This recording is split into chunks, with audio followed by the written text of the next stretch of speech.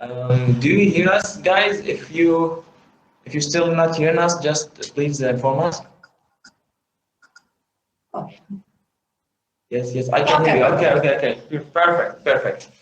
Perfect. So, okay, again, welcome everybody to our Q&A session.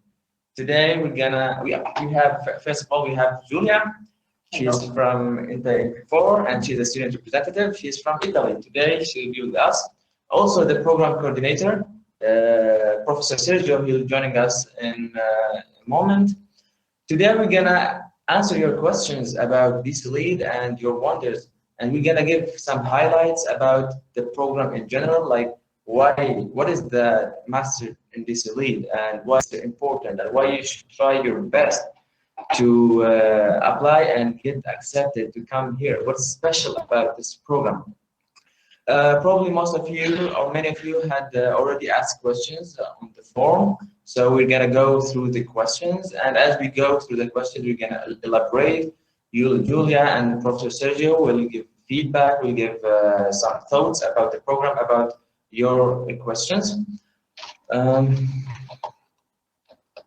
The problem? No. Okay. So, hello. Welcome, Professor Sergio, the coordinator of this LEAD program. So, yeah, can you just give an introduction?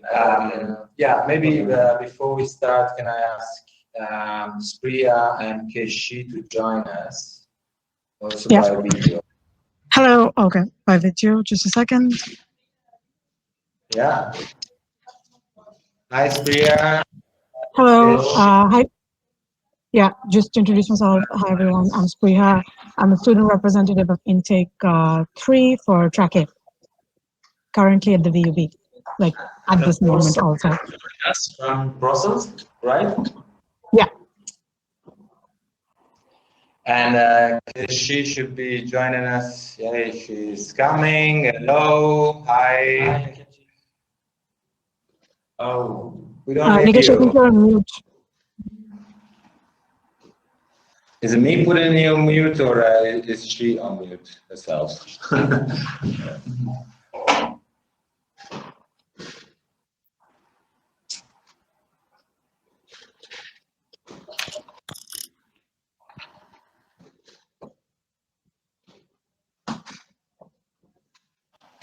No, because you good on our hand. So you are muting yourself, or it's not working. Yeah, no, it's on.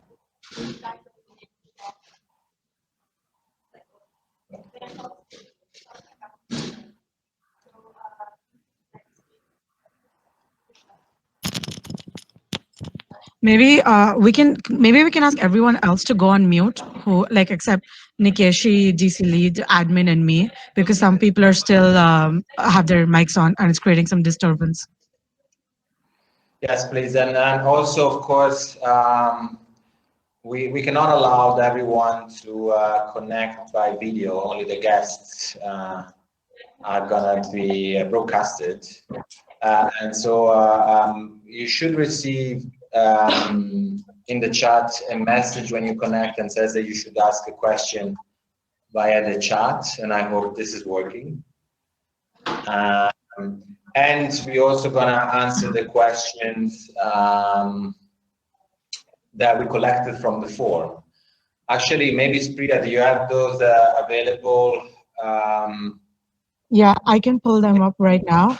Just one note for the chat in general, we're not going to be, so there are some questions that are very specific about your application and your qualifications. We're not going to be addressing those questions in this chat since we have a lot of people here. For those questions, you can email them in and we can take care of it at that time, if that's okay with everyone. But we can start with the other questions. So yeah, she said that she was gonna join. We tried to rejoin again because she got a problem in the sound. So maybe we start with some questions. Yeah, and she gonna join. Maybe. Can you hear me now? Yeah, we can hear you. Okay, hi everyone. This is Nkechi Suji, student representative intake 3 track B. The track B is Aalborg University, the digital track and management, pretty much. And We call it with tech this now. Techman, yes, technology and management. And of course, Getty is joining us from Copenhagen, right? Indeed. Yes, I'm joining in Copenhagen.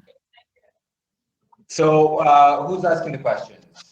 We start Abdullah from the chat, and maybe that gives some time to Priya to look into the questions before. So I have the questions up on the form, but maybe we can start with a quick general overview of the 3 tracks, especially since there's a new one. Yeah. Should I give this?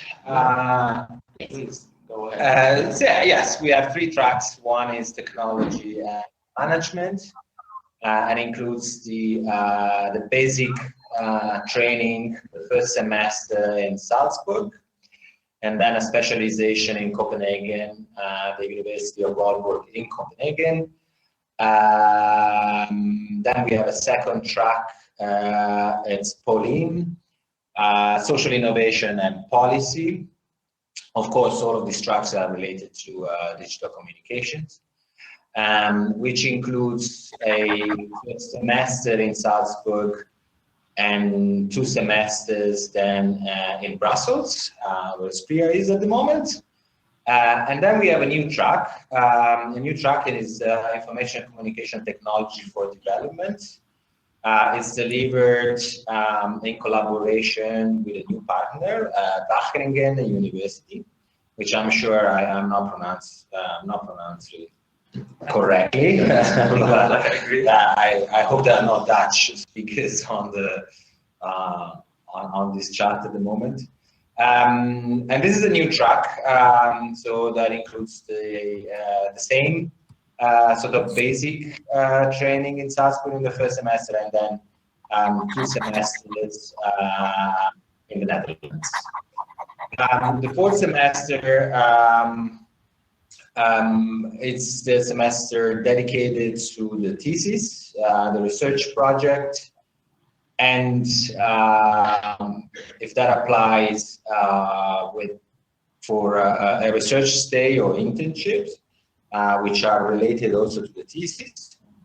And I don't know, maybe I'll go into more details according to questions. I mean, there's specific information about the courses, of course. Website, the student's life, and how the process goes, of course. Yeah. So, Shafia, do you have access now to the questions, in the form? Yeah. So, okay, there's some questions around things like cost and course descriptions, etc. These are all available online. So we recommend that you go through the website in detail, and we won't be addressing those questions at the time. There are some other questions. As always, there is a question about what happens after DC lead about this is a legal question, which is whether there is a post-study work visa or job seeker permit after graduating and from which country. I can answer this the best I know. For non-EU students, this really depends on which country you're from and which country you want to go to. For example, a lot of students who graduate from the VUB have the option of getting a 1-year work search visa from Germany, from the Netherlands, which 2 DC lead students have done in the past. So I know that's an option, but really this depends on which country you're from and which country you want to go to, because we have 3 tracks and people end up in a lot of different countries. But Sergio has more information. Please feel free to supplement. Yeah, so just to add to what Spiria said, for Techman track, that's the students in Copenhagen here in Aalborg University. So once you get your visa, you also have an extension for like 6 months. So meaning that you get the chance to, after your studies, to look for a job. So that is also included in your visa application once you apply here in Copenhagen. So it's an option if you want to stay afterwards. It's easier for you to integrate into the system because you then have like extra 6 months after studies to look for a job if you want to. Thank you. I don't have much to add in the sense that, of course, the program cannot provide any type of sponsorship directly for an extension of the visa once you're finished. This is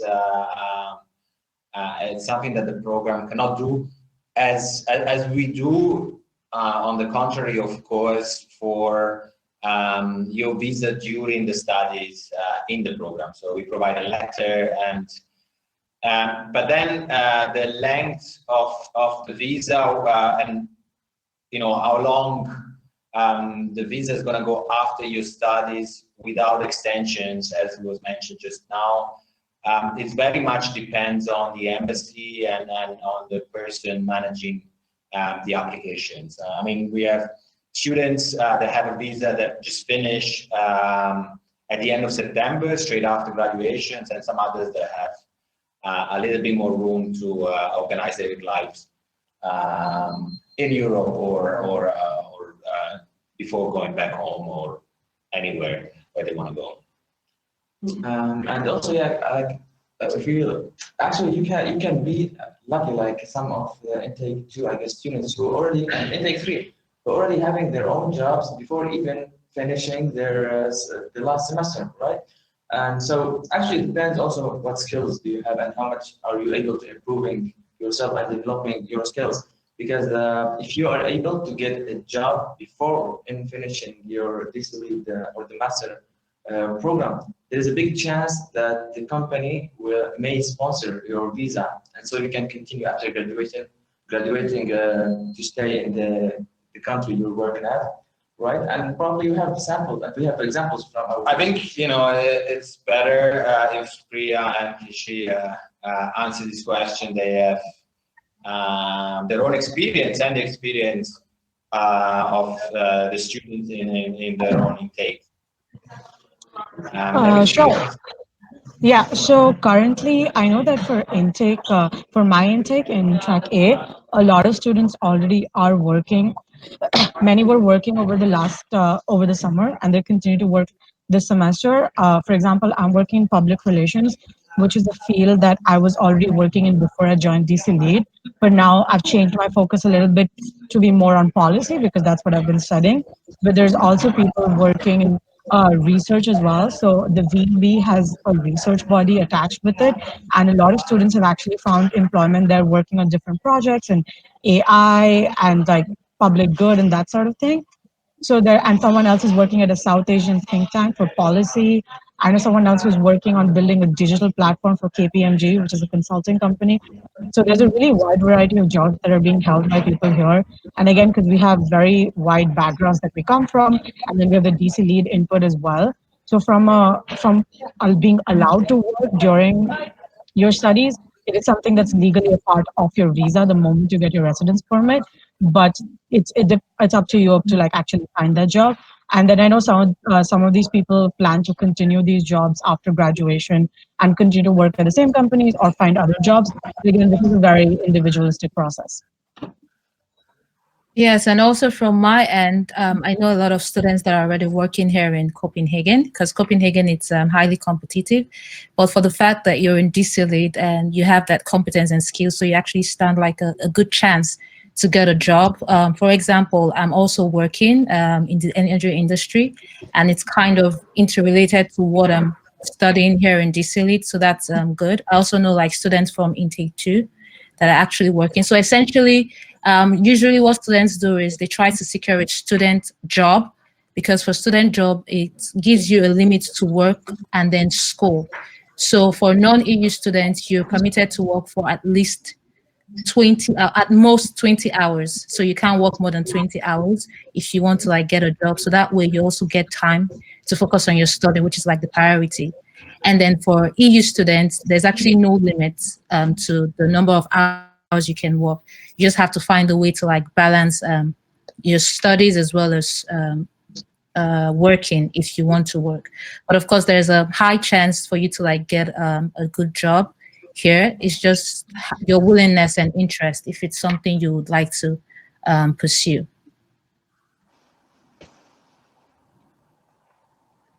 Okay, Another question, maybe? Yeah. Um, So yeah, there's just a question. This is, oh, sorry. our attendees. If you have any questions, you can write in the chat. You're able actually to write and ask as we go through the questions on the form and we explain. So we can alternate between the two sources of questions. Till now, so far, we have no questions from the chat, so we can go from the form actually. So this one's a question specifically for Sergio, which is what is the main criteria for the program board when choosing who will be admitted to the program? There's no defined set of criteria. So it's a collective process. This year, there are going to be 11 people involved. So there's 9 people selecting applications and two persons, myself and Caro, supporting the process. So managing the information and managing the meeting. And of course, we have all the different criteria. We look at the academic records. Of course, we look at the degree, which is essential, and it's beyond our faculty of choosing people, because the university have an agreement that you have to have a minimum of knowledge of a particular area, whether it's engineering related to communications or the broader range of expertise that allows you to start participation in the ICT4D track, and motivation letter, references, the information that is in the references. And I have to say that, the colleagues in the selection committee, some people are more focused on the academic records, some others look at the experience, others really look at the motivation. And so I can't say that there's, a priority, because then all those different viewpoints come into the meeting and are discussed. And so, I cannot give a forecast of the outcome in each consequence, each time. So we get a lot of, I get a lot of this question as well after the selection process, and people ask me, what could I do to have a better application? And I can't say, because the same applications picked up by somebody else in the selection committee could be reviewed in a different way.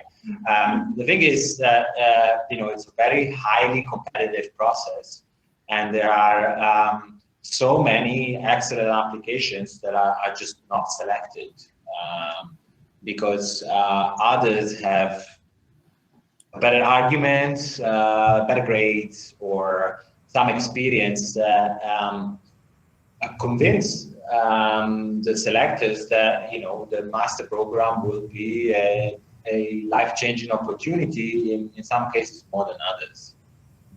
So just to then give a concrete answer to this question, is that everything is important.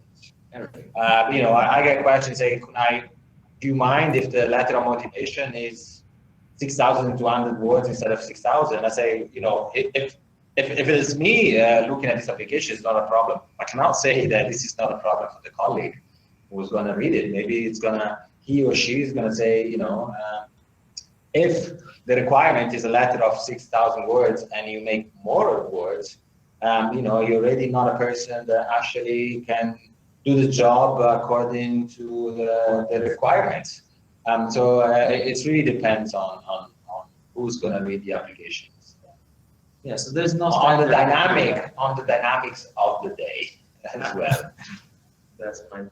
We got some questions. I hope this was enough answer for the Guys, questions. just a second. I know there's a lot of questions about the application process itself, as there always are, and I'm sure you're anxious to know what the best way to apply is. But I know that, like, I, for example, have to leave a little bit earlier because I have class. So if people have questions specifically about the student life experience and about track A specifically, I would recommend that you ask that at this point as well, because I will have to leave at some point. And also, as I mentioned before, we won't be able to answer specific questions about whether your degree is applicable, whether your IELTS score is applicable, etc. Because this is a more general chat about things that would be useful to everyone. So just with that caveat, we can keep going. Yes, and it's also same for me as well. If you have any questions regarding technology and management for the track in Aalborg University Copenhagen, you can please direct them to me because I'll also leave soon. Yeah. Kishi, we don't see you. I don't know if this is on purpose, but so you're a background. Oh, sorry about that. I didn't know that. I'm gonna check my camera now. Sergio, there's a question about approximately what percentage of applicants you accept every year. I know this changes every year, but could you give a general idea? Yes. So up to intake 4, we limited the number of students to 25. And we had something at around 330 applications. Of this, 25 maximum is the number. I think last year 14 were scholarships. Next year, there's going to be a few more scholarships allocated because 2 scholarships were cancelled this year at the last minute. So the people selected could not provide the documents, or in one case, one person could not travel for a change in legislation and problem with the visa. And that happened too late, so those scholarships were not allocated and will be allocated next year. And so maybe there are going to be 16, 17 scholarships for a maximum of 30 students for the total intake. But it's quite realistic that we're going to have more applications than 300 because particularly the third track has more general criteria for admissions. There are a larger number of diplomas that are accepted as requirements for this track. And so there are more people eligible. And then, of course, every year we're also more popular, we are more known. And so there's a larger pool of applicants as well. And this year, a larger pool also of eligible candidates. And so we could easily have, I would say, maybe 400 applications for 30 students. Okay, so from the chat, actually, all of them are probably directed to you, Sergio. So probably you can give a brief introduction, a brief speech about the student life and in the DC lead. So we have without question, if you like, or if you have questions from the forum that's related to this topic, you can go with it. Yeah, maybe we can do student life in each city, starting with Salzburg, maybe, because that's the first place people spend time, and then we can go to Copenhagen and Brussels. So you guys want to start, the Salzburg people?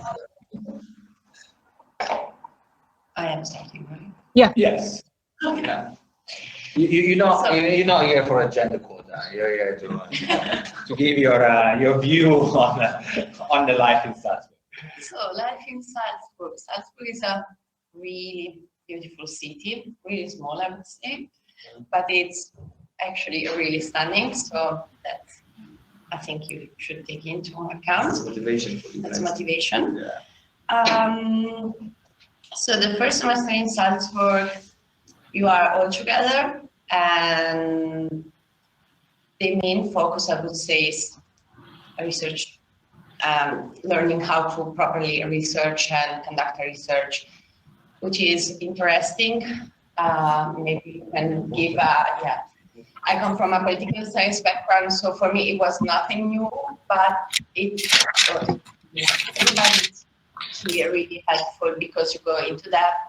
Professors are like providing always feedback, so you get the chance to really learn things. And you also get the chance to have a personal contact with professor, which is, I think, always good. Maybe Abdullah, from your point of view, since you come from technical background, it's a little bit. The first semester is considered really intense for me because it's a total shift actually from my background, which is programming, technical software, IT, to more the research, reading, and the presentation about topics, about some social sciences, science theory. But what I found very interesting actually in the DCLE program is the way we study. It's totally different from the normal procedure where you just give assignments, do homework, write papers. It's more about collaborative work actually. In the first semester in DCLE, everybody works with everybody. Like we're 21.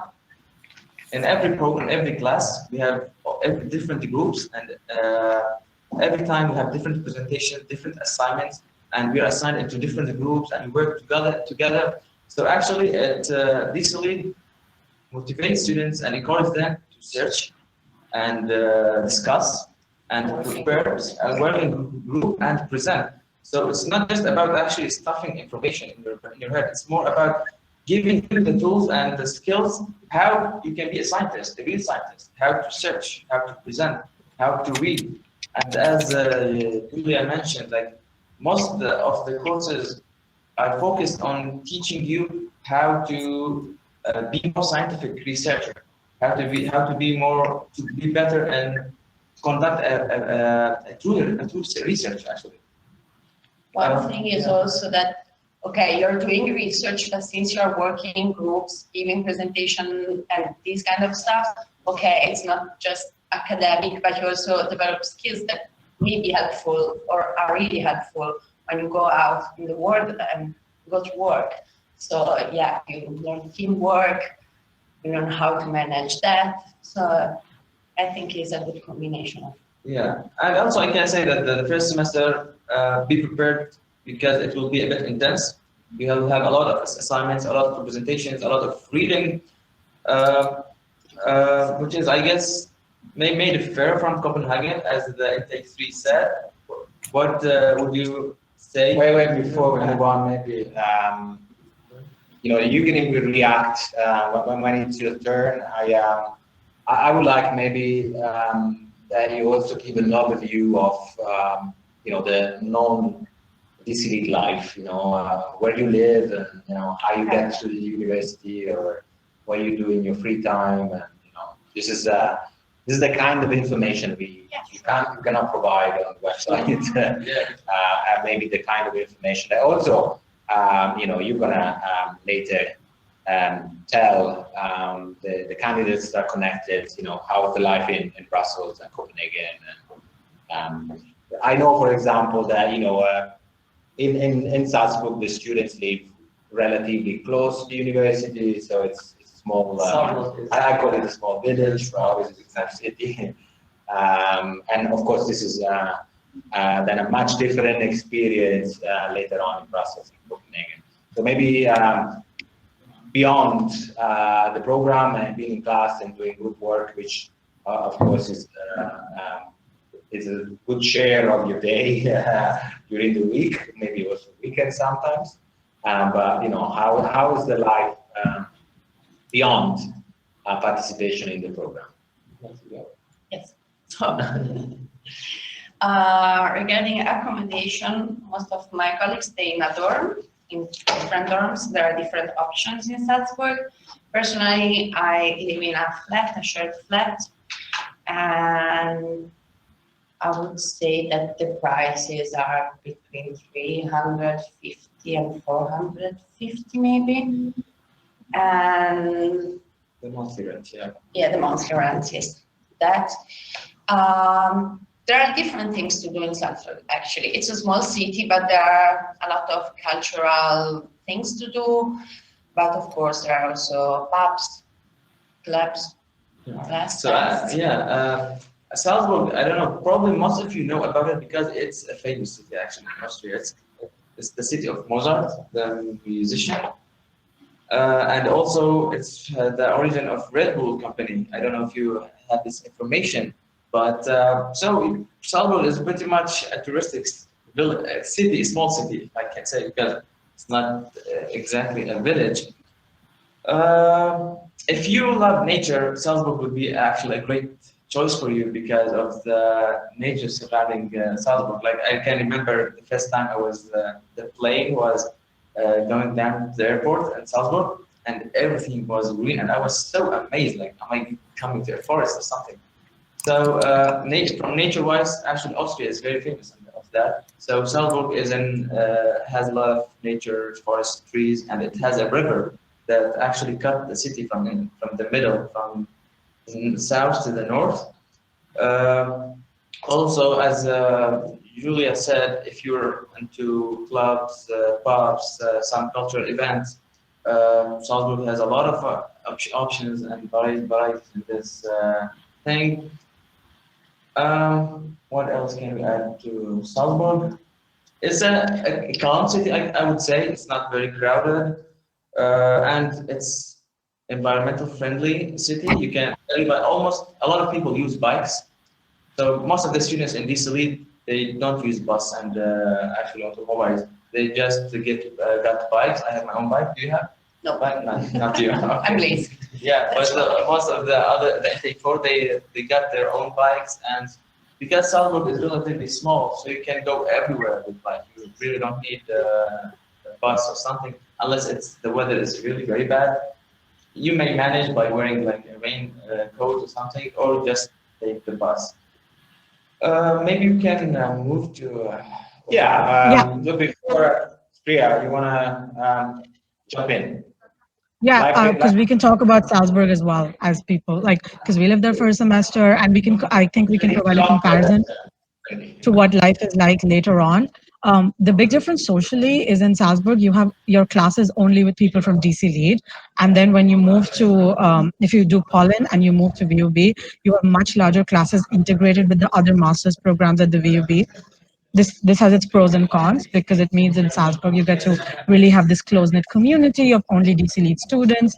But then and so we typically end up doing a lot of things together, and it was really nice. And then when you move to VUB, you have this wider circle. Classes are also different; they're more lecture style because they're bigger. For me personally, as someone who doesn't care a lot about nature, I like Brussels a lot more. The university is very ugly in comparison to how pretty Salzburg is, but I still really like the social life and the events that happen and a lot of the different things. So I feel like there's and also Brussels is like the heart of Europe in a lot of ways because you have the European Commission there, so there's a lot of options for internships to do here, jobs, a lot of industry as well. We're always being invited to conferences and other things that are outside of the strict this like uh, the limits of our studies, but are still relevant to either what we study or what we're interested in, whether it's on the European level or about communication. So in that way, Brussels has a lot going on. And I'm just going to address a question that's related to student life here from the Google form, which is about electives. And essentially, so in Brussels, you get to take one elective each semester. And this can be basically anything at the university that's offered in English on the master's level. So there, like, I tried to take a business course, then it turned out I didn't know enough math for it, and I couldn't. But you can, and I ended up taking something in like cultural theory, which is very different from what I've studied before. So it was interesting, but basically you have complete freedom in the electives, and you can typically get whatever you want approved by the board as long as it fits the number of credits it needs to be and is at the right level. And again, like we in Salzburg, it's kind of hard to live away from university because it's a pretty small city. In Brussels, people live quite far away often as well, and social life works out differently in that way. And yeah, like both cities have its pros and cons. and it's an interesting experience. You typically end up spending more time in Brussels because it's a year, and also working here is easier because in Salzburg, you typically either need to know German, and the work permit process is a little bit more complicated. And here you get a work permit automatically the moment you get your residence permit, and a lot of work is done in English, even though the main language of the city is French. So that's everything from me. I'll have to leave soon. So if you have any questions for me, please write them in the chat in the next 2-3 minutes, and I'll give it over to Nikeshi now. Okay, so from my end, Salzburg, the experience in Salzburg for me was great. Salzburg is literally like a museum. It's a very touristic site, so I'm sure you're going to love it. It has a lot of mountains and nice views, and it's a very bikeable city. So if you're a bike lover, Salzburg is actually for you. And I think in terms of student life, aside DC Lead, I think that there are lots of things to actually do. Even outside Salzburg, there's Oktoberfest, which is not far from Salzburg, which happens like in Germany and some Europe countries. But essentially, Salzburg is actually a beautiful place. And then moving on to Copenhagen, I think Copenhagen is also great. The only difference with Salzburg in terms of like the structure is that it's mostly flat land. So if you're a lover of mountains, sorry, there's no mountains here. Well, in terms of like the architecture, it's really nice. And it's also like the most bikeable city in the world. So you have the opportunity to like bike to like almost everywhere because Danes, they are very big on biking. And in terms of the learning experience, you get to work collaboratively. So the mode of teaching is problem-based learning. So essentially, you get to work with other students in groups. And so you get to do a lot of work, project, assignments together, which is great because that way you're also not learning by yourself, but you're learning from your fellow student, which I think is actually really good. Also, student life outside school, there's also lots of places that you can actually visit. Copenhagen is known to be, or Denmark is known to have this Hyggen culture, which means coziness, which means happiness, which means freedom. So Danes are very big on when it's summer, even in winter time, whenever they get the chance to like hang out or share a cup of coffee. It's something that is really, really practiced here. So I think that is really good to balance student and your lifestyle generally. I think that is all from my end. In terms of working, of course, the competition is high because Copenhagen is the capital of Denmark and you have like lots of people moving in every now and then. But I think that if you're determined and you actually have interest to work, you definitely will get a job. It's just that you have to work for it to actually get in because the competition is really high. And in terms of accommodation, the first few months when you move, you might not stay close to school because there's a lot of people and the accommodation is limited. Let me use that word. But the good news on the flip side is once you're here, you get the opportunity to also source for accommodation around the school. So that's a good one. And we've also been trying to see how we can make it easier for intake coming after us to get like student accommodation. So usually you're signing up on a waiting list, which takes like a year. But once you're admitted into the university or once you're admitted into the program, you get to sign on the waiting list. So even before you get to move to Copenhagen, at least you have a great chance to have a good accommodation around school. So that's all from my end. Somebody asked the question specifically on Techman on the chat, so I'm just going to reply that. So for Techman, I think you should go to the website to see the requirements because this person said he has professional experience in HR and marketing. For Techman, you have to have a technical background, as the name implies. But I think you should go to the website to see more information regarding the compulsory requirements. Yeah, actually, about the dorm. Sophia, because you want to go, do you want to add something? Yeah, I'm so sorry. I need to leave. But if you guys have any more questions that are specific to track A or you need a student's perspective, we've already been for a year, I can drop my email in the chat and you guys can email me and I'll try to answer as many questions as I can. Thank you for your time. I hope you guys have a great experience applying for DC leads. And yeah, let us know if you have anything else. Good luck with your class. Thank you, Priya. Thank you. Just to maybe complete what was just said about the different experiences in the countries and cities that are connected to the program.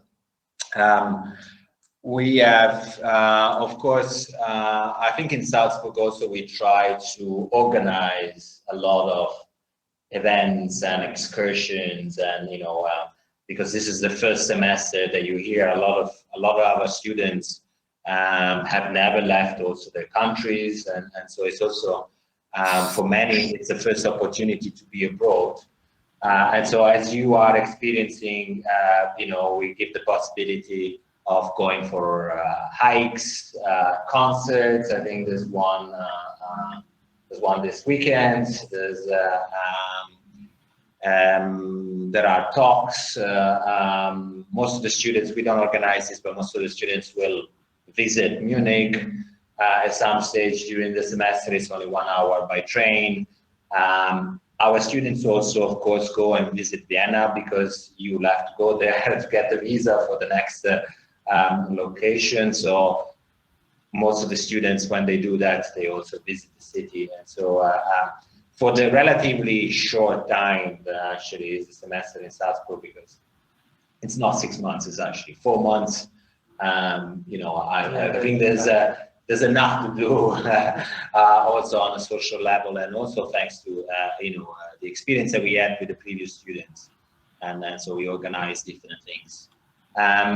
Of course, also we provide equipment for those of you that are in take apartments or rooms that are not fully equipped. So we have some basic things that are passed on from students to the students of the next intake. You pay a deposit, and you can use this basic tools like covers, pens, and pots and glasses. So you don't have to furnish the house only for 4 months. And we also provide bikes, again, which are passed on from students to students at a very fair price. So we're trying to organize this thing that getting here is as easy as possible. And then, when you move on to Copenhagen, you also more time.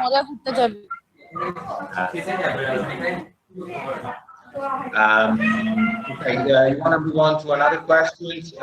By the way, yes, before we move on to another question, I have to go as well because I have another class.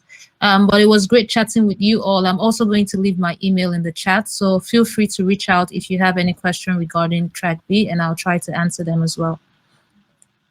And of course, just thank you, Kishi, if you're leaving now while I'm talking. Of course, this session is also recorded, so it's going to be available from the YouTube channel, and it's going to be announced on the website. And we still have another date for this. It's going to be on a Thursday. It's going to be in the evening.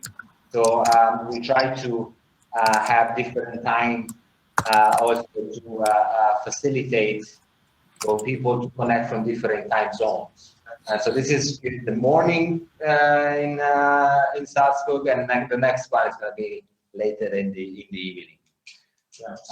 So maybe we spend the next 10 minutes to pick up some questions. I don't know if you get a chance to keep an eye on the questions that have been. Yeah, there was like about the percentage application. You already answered this. Yeah. Master's degree in marketing and communication. Am I eligible for Poland or Techman? It depends. Communications is eligible for Poland. Of course, a lot of people ask us if this diploma or this, and I give an indication. First of all, because I do not make the selections as well, and also because what is communication in one country might not be what is communications in another country. So for a definite answer can only be given when we have the diploma, when we see the grades, when we see what courses are part of this diploma, etc., etc. Marketing, it's not a big subject in our program. So we do not teach marketing. Marketing, it's part of some theses, some projects. Some of our students are interested in marketing, but it's not a specific subject or any particular courses. So people who want to have a career in marketing maybe should look for a specialization in marketing. This is not a specialization in marketing. Yeah, this is more about the communication science itself, right? And yes. The digital communication, to be specific. It's advantages, disadvantages, the development of the digital communication and from different aspects and policies. It's a much wider range of perspectives than business, of course, and marketing specifically. Yes. Is it possible to find these elite students from particular country and reach out to them? Probably you can actually, we're posting on Facebook page every time photos and events, and we're tagging our students on the Facebook page. So feel free actually to contact anyone. And also on the website, there is the names and country of origin of every student, so you can also check out there. Yeah, and I mean, if you write an email and to admin, we don't release the email address of our students. But so if you write at admin@thelite.eu, then we ask the students, they do mind get in touch with this person. Most of the time, this is a positive answer.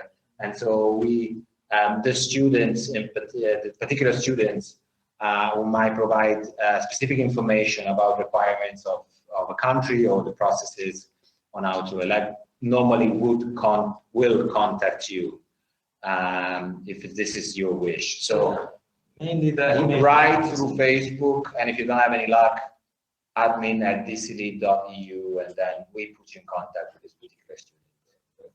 Actually, there's a lot of questions regarding the motivation letter, how to write it, what are the guidelines. The guidelines are very specific, number of words and what should be in it, and we're not going to provide any more information because obviously we don't want the same letters 500 times. And so it's up to the candidates to decide, you know, and according to their experience on how they want to formulate this, you know, convincing arguments. And of course, this is part of the exercise where we also notice what kind of skills the candidate have in arguing for their own selection. So again, we cannot be, we don't want to. On purpose, being too specific of what goes into the motivation letter, but there is enough information on the website. Actually, this is a question about the effect of the university ranking. Is it like, do you consider the university or the ranking, because some university may be easier to get higher mark in the university, or some university may be harder? So do you get the ranking university as an account? You know, this is related to the question before, and you know, all the selection.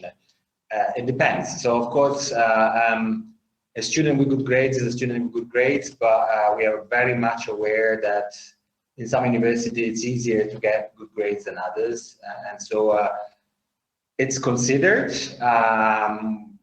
We have a large pool of experts. There's 9 people in the selection committee, 11 actually, plus the you know, the supporting team, and so we are established researchers and professors, and we know a lot of universities around the world, and so chances are that, you know, the people that maybe have not good grades because they come from a very prestigious university, we probably know about this prestigious university. Yeah. You know, we collaborate, and we all have different expertises, and we collaborate with universities in different countries. So, for example, there's Leo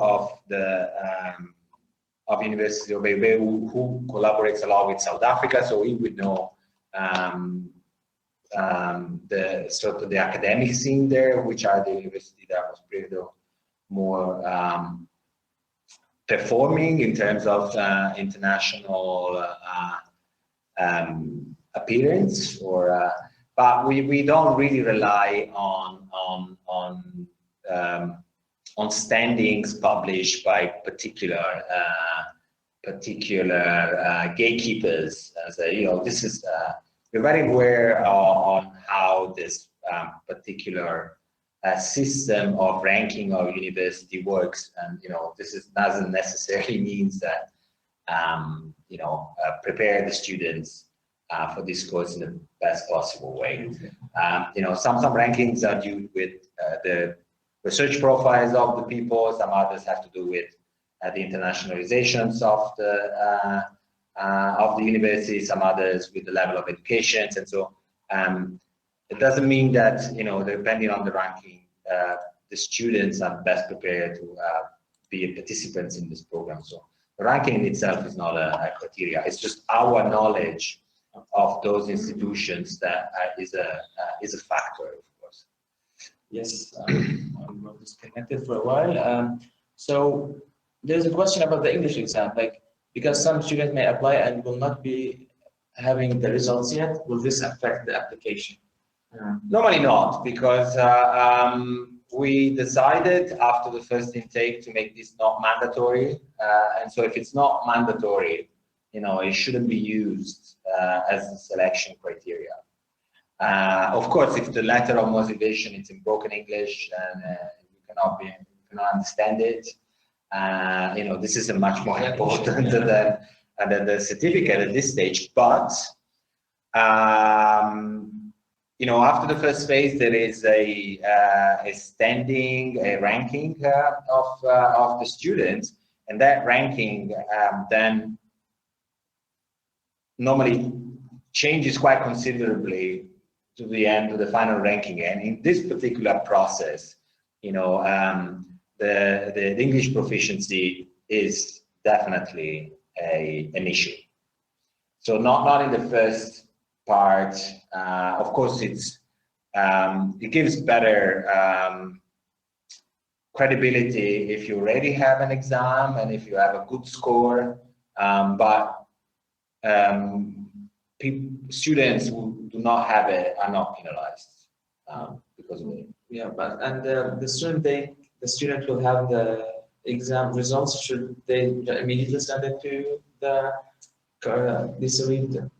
administration or something?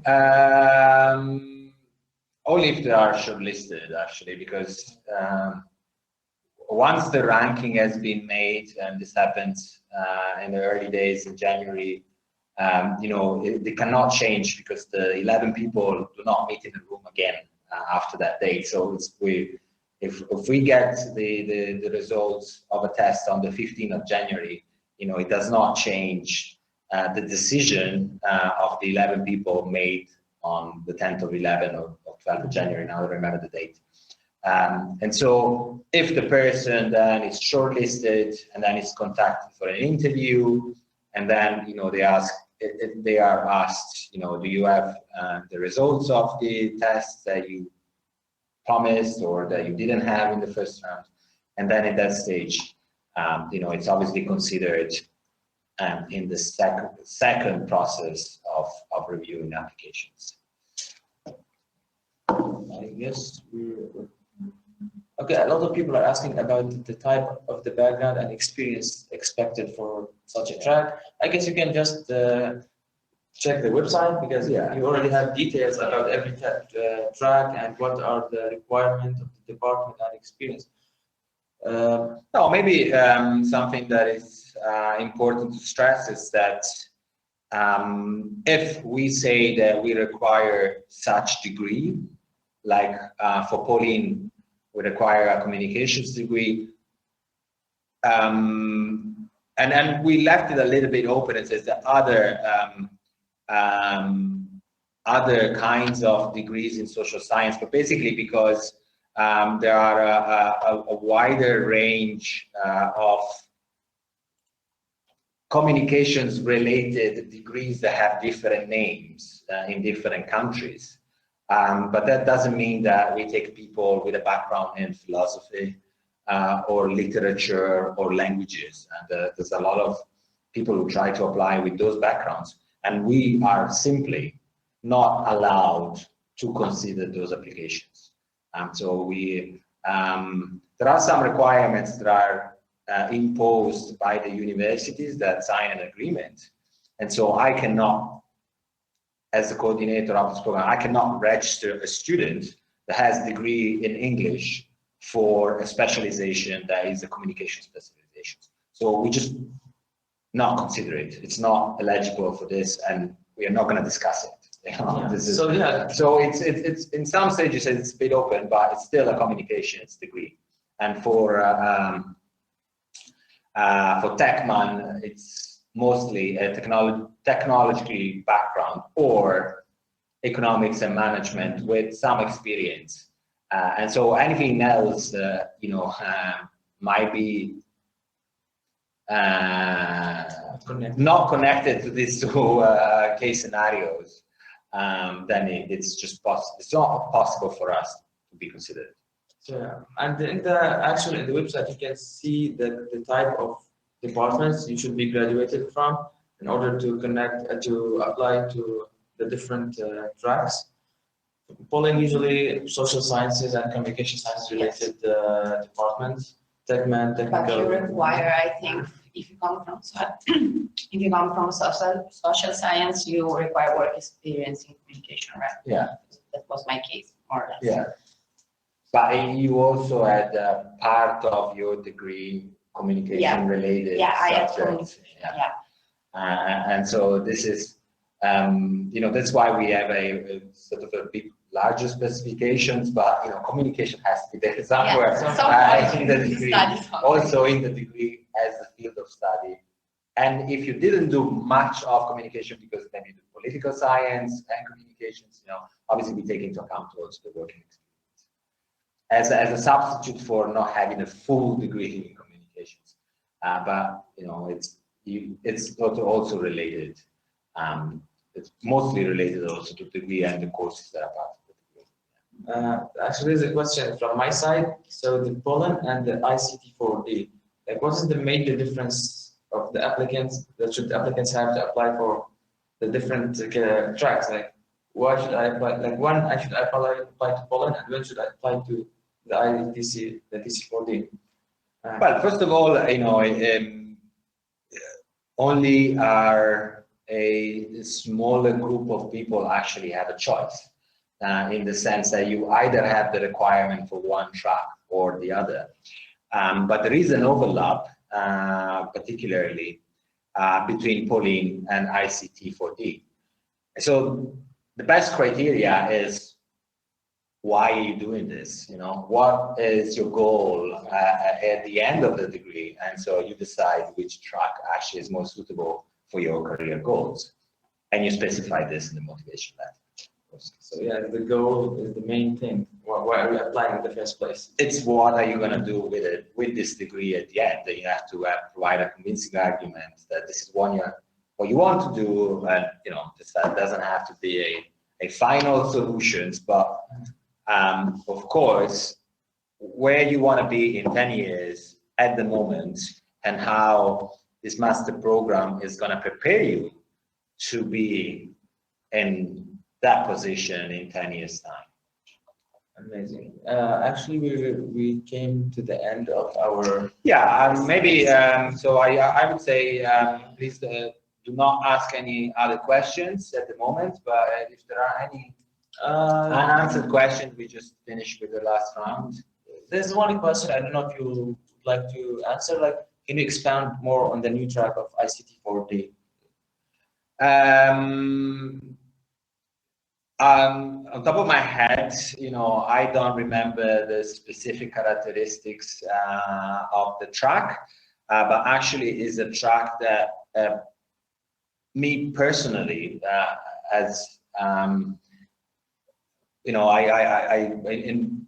I did a lot of work to make this happen. And the reason is that around Europe, there isn't really this, it's offered, I think, by some universities in France and some in one in Sweden. And there are specialization in ICT4D in the UK, offered in English.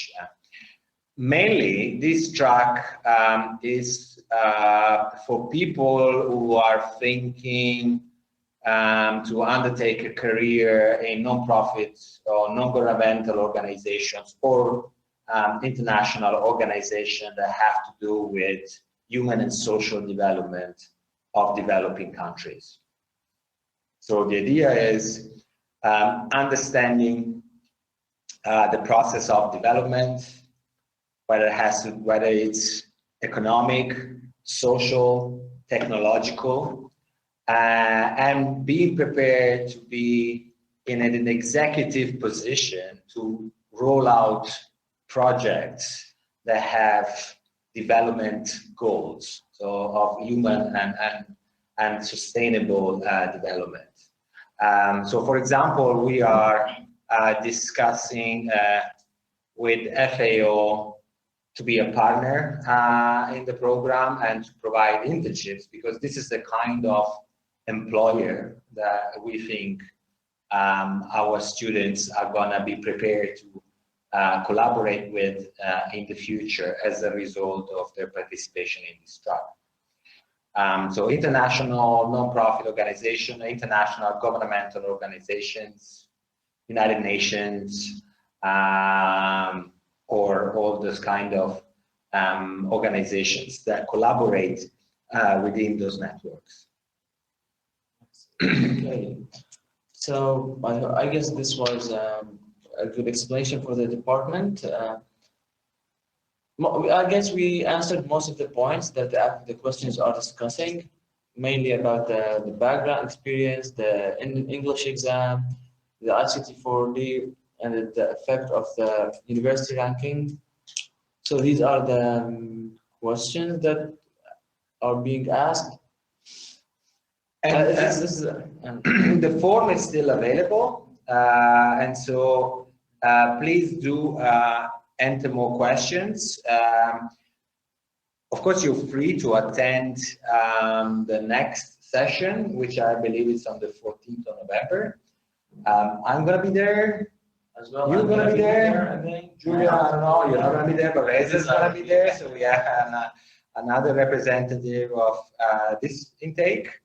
If Spriya and Keshi, as I think, are not going to be available, I'm going to trying to find other people, so we also get different perspectives.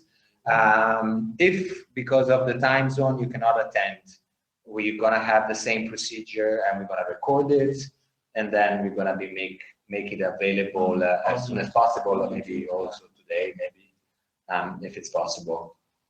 And so you can enter the questions in the form, and we make the best we can to answer all the questions, and then you can, if you cannot attend the event online in person, online, virtual person, you can always see the video then later. Yeah, I hope we answered all the questions. We didn't, maybe it's good to repeat this.